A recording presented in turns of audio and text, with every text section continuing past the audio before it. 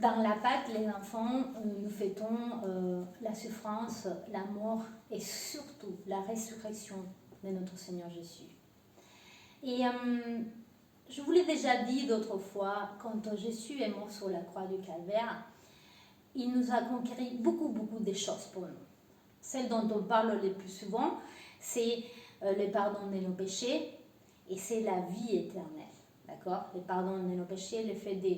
Nous savons que nous péchons tous les jours, nous faisons des choses qui ne plaisent pas à Dieu et nous pouvons demander à Dieu pardon à travers Jésus, au nom de Jésus.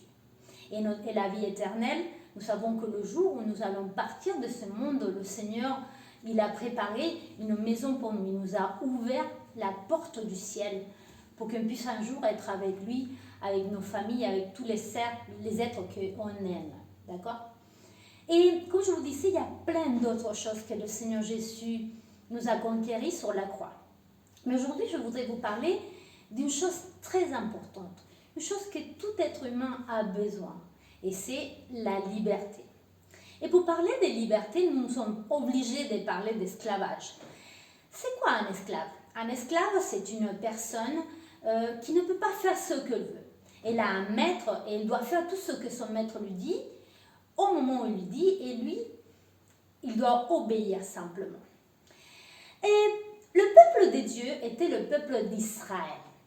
Dieu avait choisi ce peuple-là et il avait fait beaucoup de choses pour ce peuple-là. Le problème avec Israël, c'était qu'ils étaient très désobéissants. Qu'est-ce qu'ils étaient désobéissants? C'était impressionnant. Quand vous lisez la Bible, l'Ancien Testament, vous voyez que ça. Dieu qui est là à faire des choses pour son peuple, eux, ils désobéissent, ils font n'importe quoi. Et le problème avec la désobéissance, c'est que ça a des conséquences, d'accord? Et c'est à ce moment-là, à un moment de l'histoire d'Israël, où ils deviennent esclaves de l'Égypte. Dieu a permis que l'Égypte soit leur maître. Pharaon, qui était l'autorité maximale à ce moment-là, et ils étaient là tout le temps à les punir, à les faire des travaux très pénibles. Donc le peuple de Dieu, il souffrait énormément. Parce qu'en plus, par exemple, Pharaon, il tuait leurs enfants aussi pour éviter qu'eux, ils deviennent trop nombreux. Voyez? Donc, le peuple de Dieu, il souffrait énormément à cette période-là. Donc, Dieu, il décide d'envoyer Moïse pour les libérer. Donc, Moïse, il est là, il doit aller devant Pharaon pour essayer de convaincre Pharaon de les laisser partir. Et c'est là où Dieu va montrer son pouvoir à Pharaon, mais aussi à son peuple, en envoyant 9 plaies, d'accord? Il y a des grenouilles, il y a des maladies, il y a plein de choses que Dieu il fait pour montrer à son peuple qu'il est là, qu'il est décidé à les libérer, mais aussi à Pharaon pour leur dire non, voilà, tu vas laisser mon peuple partir. Seulement que Pharaon, même après avoir vu toutes ces choses-là, parce que Moïse était là pour lui dire voilà, c'est Dieu qui veut que tu laisses partir son peuple et il va t'envoyer les plaies. Et Pharaon, il ne voulait pas les laisser partir. Et donc c'est là où Dieu décide d'envoyer la dernière plaie. Cette plaie-là était une plaie vraiment forte, parce que cette plaie-là, elle allait descendre dans le pays d'Égypte et elle allait tuer tous les premiers-nés de chaque famille. Le problème, c'était comment cette plaie-là allait faire la différence entre le peuple de Dieu et les peuples d'Égypte. C'était compliqué, parce qu'ils avaient été tous dans le même pays. Et c'est là où Dieu dit à Moïse de leur dire qu'ils devaient tuer un agneau et avec le sang de cet agneau, ils allaient peindre les contours des portes. Donc, cette nuit-là, la plaie, quand elle allait passer, en fait, elle allait s'arrêter là où il y avait ces portes peintes avec du sang. Et cette nuit-là aussi, le peuple de Dieu, il devait manger cet agneau en famille. Et c'est là la première Pâque. C'est là la nuit qui a signé le début de la libération du peuple de Dieu. Parce qu'après ce qui s'est passé, Et Pharaon, il était tellement détruit parce que son fils était décédé, non, bien sûr, son premier fils était décédé. Il le laisse finalement partir. Vous voyez, là, on voit Moïse avec son peuple qui quitte l'Égypte. Et il commence à marcher dans le désert parce que Dieu leur avait promis une terre où ils allaient être bien. Donc le peuple de Dieu, il commence à marcher dans ces déserts-là. Le problème, c'est qu'arrivé un moment, ils se sont retrouvés avec la mer Rouge devant. Et ensuite, Pharaon, pendant ce temps, pendant qu'eux, ils ont avancé un petit peu, il est revenu sur sa décision. Il s'est dit, non mais je ne vais pas les laisser partir, je vais aller les attaquer et les obliger à qu'ils reviennent dans mon pays. Et donc, du coup, le peuple de Dieu, il se retrouve devant eux la mer et derrière eux, Pharaon avec son armée. Donc là, c'est Dieu, il fait son œuvre la plus incroyable de la Bible. Qu'est-ce qu'il va faire? Il va ouvrir la mer en deux.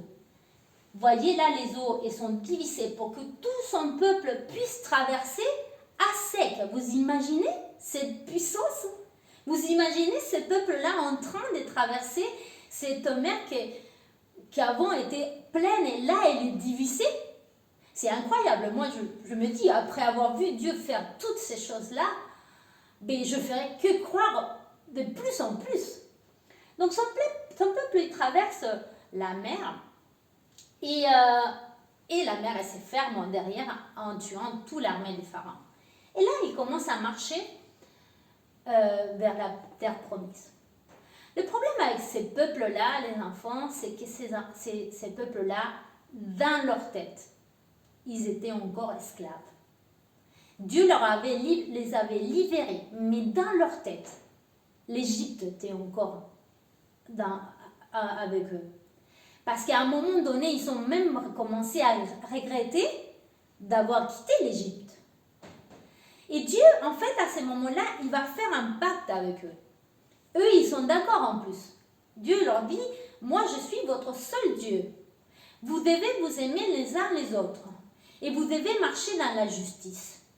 Eux, ils étaient d'accord. Voilà, ils cèdent le pacte. Mais seulement qu'après, ils ont fait la même chose qu'avant. Ils ont commencé à faire n'importe quoi, à être en désobéissance. Et du coup, là, Dieu, il s'est dit, voilà, il faut vraiment que je fasse un truc une fois pour toutes, quelque chose une fois pour toutes, pour libérer définitivement mon peuple, à n'importe quel moment. Et là, Dieu, à travers leur prophète, il commence à parler d'un Messie, d'un roi qui allait venir, qui allait les libérer définitivement. Donc les années, beaucoup d'années, ils ont passé. Et le peuple de Dieu, Israël, il était devenu un nouveau esclave d'un autre royaume, de l'Empire romain. Ils étaient là, ils vivaient mal et ils soupiraient, ils désiraient de tout leur cœur que Dieu leur envoie ces messies, ces rois qui allaient venir. Et c'est là où Jésus vient à la terre. Mais comment il est venu? Il est né dans un étable. Comment un roi peut naître dans un étable? C'est un lieu très pauvre. En plus, il est né d'une jeune fille, parce qu'elle était très jeune, Marie. Aussi, qui c'est qui est venu le voir? Les bergers, quelques rois, mages, personne ne les connaissait. Donc Jésus, il est né dans une ambiance, pour ainsi dire, pauvre. Et ensuite, quand il a grandi, il a commencé à aller vers les gens. Quand il a commencé son ministère à l'âge de 30 ans, il allait vers les rejetés. Il allait vers les pauvres. Les pauvres, à ce moment-là, ce n'étaient pas forcément les gens qui manquaient d'argent. C'était eux, mais aussi c'était les prostituées et les gens qui étaient dans un chemin qui n'était pas approuvé par tout le monde. En fait, il allait vers les rejetés, vers les malades, voyez, et il aidait tout le monde. Du coup, il ne se comportait pas comme un roi, parce que les rois, c'est pas comme ça qu'ils se relationnent. En fait, eux, ils ont des amis, des gens haut placés dans une richesse et tout ça. Et Jésus, voilà que il se promène sur la terre en aidant tout le monde. D'accord? C'est pour ça qu'à la longue, en fait, à cause de sa vie, de ce qu'il faisait d'être avec les rejetés, mais les gens, en fait, ils l'ont tué. Ils l'ont tué, ils l'ont crucifié, les enfants. La crucifixion à ce moment-là était vraiment pour les gens qui avaient fait des choses vraiment trop mal, vous voyez.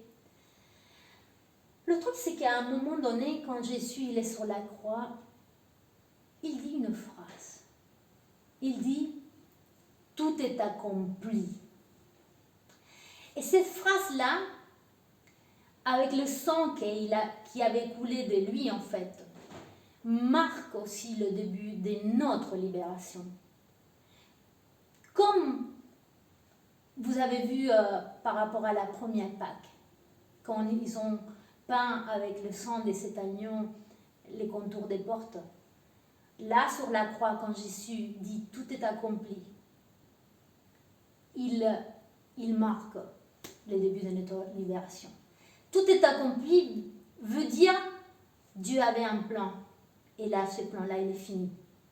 Le plan de Dieu était que son royaume soit sur la terre.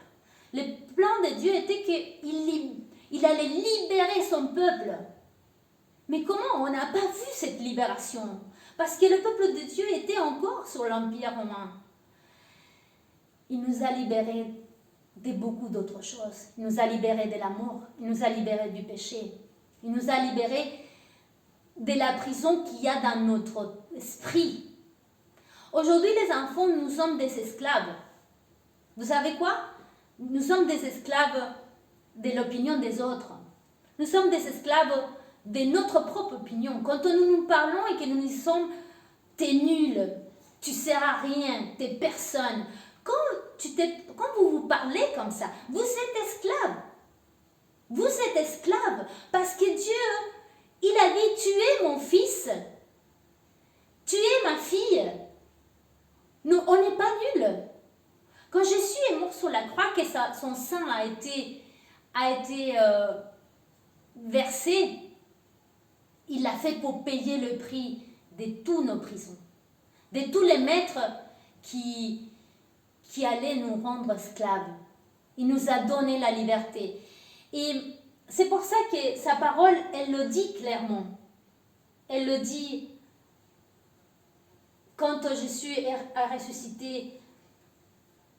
Il a dit après, vous connaîtrez la vérité et la vérité vous affranchira.